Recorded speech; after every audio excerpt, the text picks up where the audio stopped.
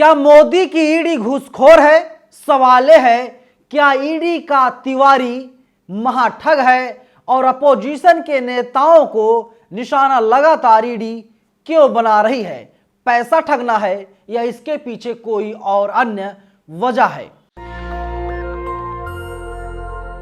नमस्कार, मेरा नाम है नवीन कुमार नंदन और आप देख रहे हैं नेशनल दस्तक। ईडी को बताया जाता है एक आजाद एजेंसी है। उसको जहां पर सूचना मिलती है कि लोगों ने, नेताओं ने, ठगों ने ठगी की है, ईडी के अधिकारी सुबह ही उसके घर पर पहुंच जाते हैं, घंटी बजाते हैं, घर से कोई निकलता है और कहते हैं, जी मैडम, जी सर, हम ईडी से आए हैं, आपके घर की तलाशी लेंगे क्योंकि आपने अवैध तरीके से धन को इकट्ठा किया है। लेकिन अब सवाल ये खड़े हो रहे हैं, सवाल यही पूछा जा रहा है, क्या नरेंद्र मोदी की ईडी महाठग, घोटालेबाज, भ्रष्टाचारी और घूसखोर है?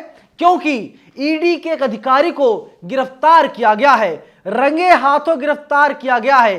ईडी का अंकित तिवारी 20 लाख रुपए घूस लेते हुए गिरफ्तार किया गया और 15 दिसंबर तक घूसखोर ईडी के अधिकारी को हिरासत में भेज दिया गया है। लेकिन आज मैं आपको कुछ आंकड़े बताने जा रहा हूं। जब आप उन आंकड़ों को सुनेंगे तो आपके पैरों तले की जमीन खिसक जाएगी।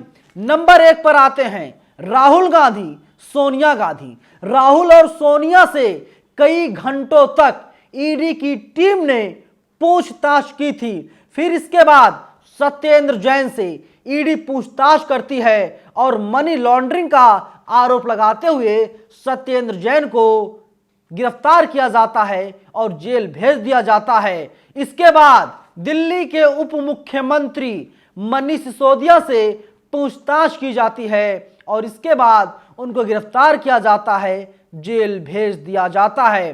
फिर इसके बाद आम आदमी पार्टी के राज्यसभा सांसद संजय सिंह से तकरीबन 11 घंटे तक ईडी की टीम पूछताछ करती है और फिर गिरफ्तार करके जेल में डाल देती है।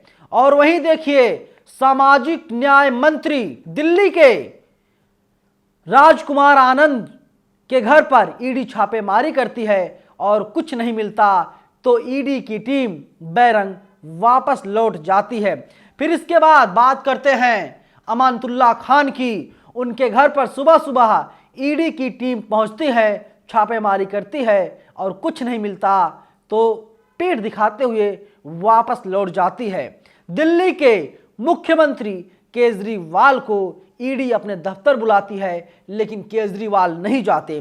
मैं सारे नाम इसलिए आपको बता रहा हूं क्योंकि आपको जानना जरूरी है अपोजिशन के नेताओं के घरों पर किस तरीके से ईडी की टीम छापेमारी करती है। और जब कहीं ईडी की टीम छापेमारी करती है तो बड़ा घोटाला दिखता है तो ईडी की टीम पूरे मामले को मैनेज करने में जुट जाती है और 51 लाख रुपए की घूस मांगती है और इसके बाद पूरे मामले की सूचना तमाम एजेंसियों की दी जाती है और इसके बाद ईडी का अधिकारी अंकित तिवारी रंगे हाथों घूस लेते हुए गिरफ्तार कर लिया जाता है। देखिए, श्रीनिवास बीवी हैं जो आईवाईसी के राष्ट्रीय अध्यक्ष हैं, लिखते हैं पहले राजस्थान और अब तमिलनाडु। 20 लाख की रिश्वत लेते हुए पकड़ा गया ईडी का अधिकारी अंकित तिवारी। जरा कल्पना कीजिए, पिछले 9 सालों में मोदी जी के इस विशेष टिड्डी दल ने कितनों को ठगा होगा। पहले राजस्थान में गिरफ्तार किया गया ईडी का अधिकारी और अब जो खबर आ रही सामने कि 20 लाख रुपए घूस लेते हुए तमिलनाडु से ईडी का अधिकारी गिरफ्तार किया गया है। दैनिक भास्कर ने इस पर एक रिपोर्ट की है, लंबी चौड़ी रिपोर्ट है। देखिए, तमिलनाडु में ईडी अफसर 20 लाख रुपए लेते हुए गिरफ्तार। डॉक्टर से 51 लाख रुपए मांगे थे। 5 महीने में सेंट्रल एजेंसी का तीसरा अफसर पकड़ाया है, यानी 5 महीने के भीतर।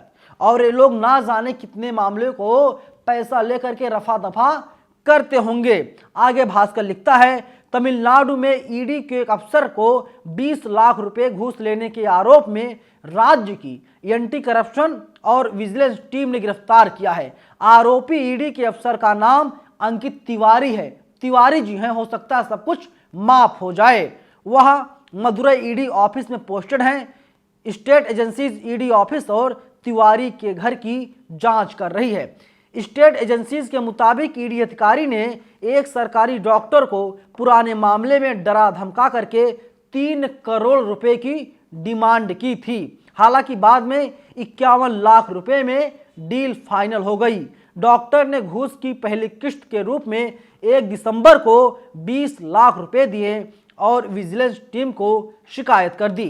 पिछले 5 महीने में घूस लेने के आरोप में केंद्रीय जांच एजेंसी ईडी के अफसर की यह तीसरी गिरफ्तारी है। इससे पहले सीबीआई ने अगस्त में दिल्ली शराब नीति मामले में 5 करोड़ रुपए रिश्वत लेने के आरोप में ईडी के असिस्टेंट डायरेक्टर पवन खत्री को गिरफ्तार किया था। इसके अलावा 2 नवंबर को जयपुर एसीबी ने ईडी के इंस्पेक्टर लेवल के एक अधिकारी नवल किशोर मीणा को और उसके सहयोगी बाबूलाल मीणा को 15 लाख रुपए की घूस लेते हुए गिरफ्तार किया था।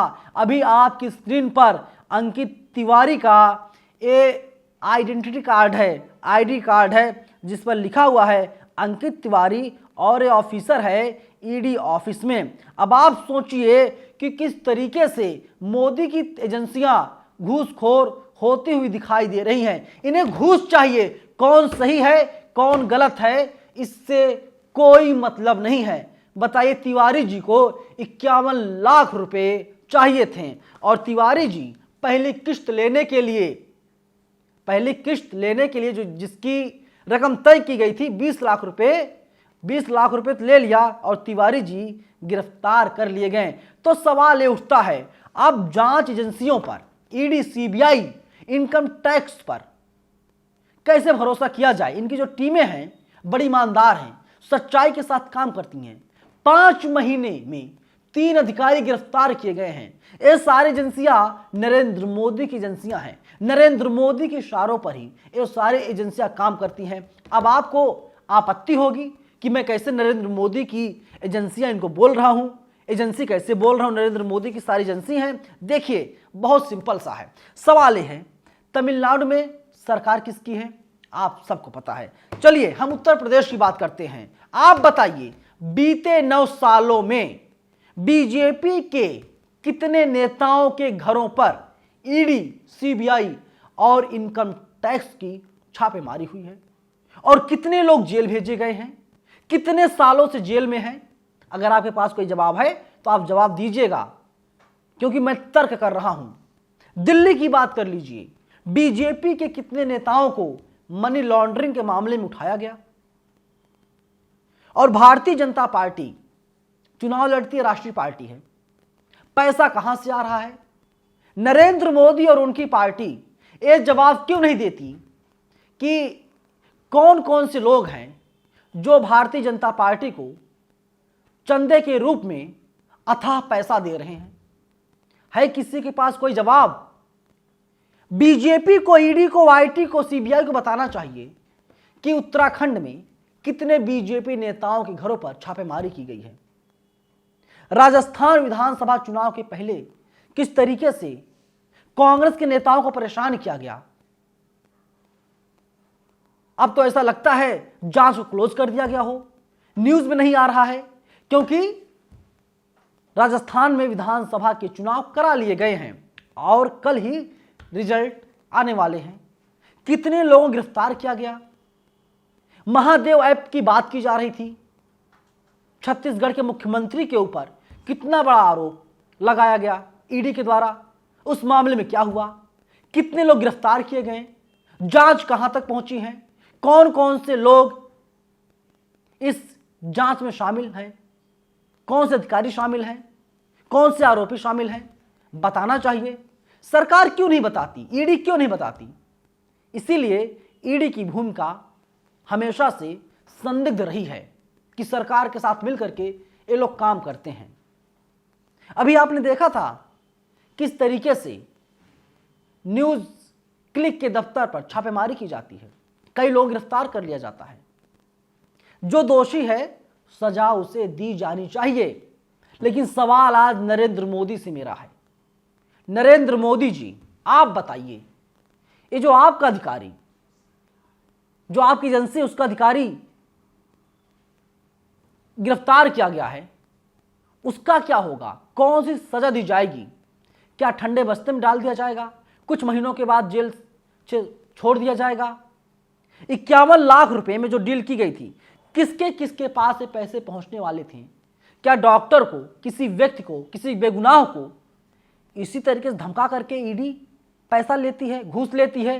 घूसखोर, महाठग, भ्रष्टाचारी, लुटेरी ईडी है। अभी भी मुझे यकीन है कि ईडी बहुत अच्छी संस्था है और जांच होनी चाहिए जो भी दोषी है। लेकिन इनके ऊपर कब जांच बैठेगी? जो ईडी दफ्तर में बैठ करके ही ईडी को बदनाम कर रहे हैं, ईडी दफ्तर में बैठ करके ही पूरी प्लानिंग करते हैं किसको गिरफ्तार करना है, किसके खिलाफ कार्रवाई करनी है। यानी एक तरीके से ईडी दफ्तर में बैठे हुए तमाम अधिकारी ईडी के ही दुश्मन हैं।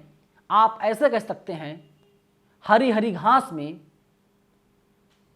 हरे रंग का सांप है और आप कैसे सांप को पहचानेंगे, ये बड़ा सवाल है और नरेंद्र मोदी के सामने बड़ी चुनौती है। और इसीलिए सुनो भाजपाइयों, आप ये खुल के नहीं कह सकते अब कि ईडी ईमानदार है, ईडी में काम करने वाले अधिकारी कर्मचारी ईमानदार हैं। आपको मानना पड़ेगा ईडी दफ्तर में बैठे हुए तमाम अधिकारी भ्रष्टाचारी, महाठग, लुटेरे, घूसखोर हैं। फिलहाल इस वीडियो में इतना ही, लेकिन आप लोग हमें अपनी राय कमेंट बॉक्स में जरूर बताइएगा।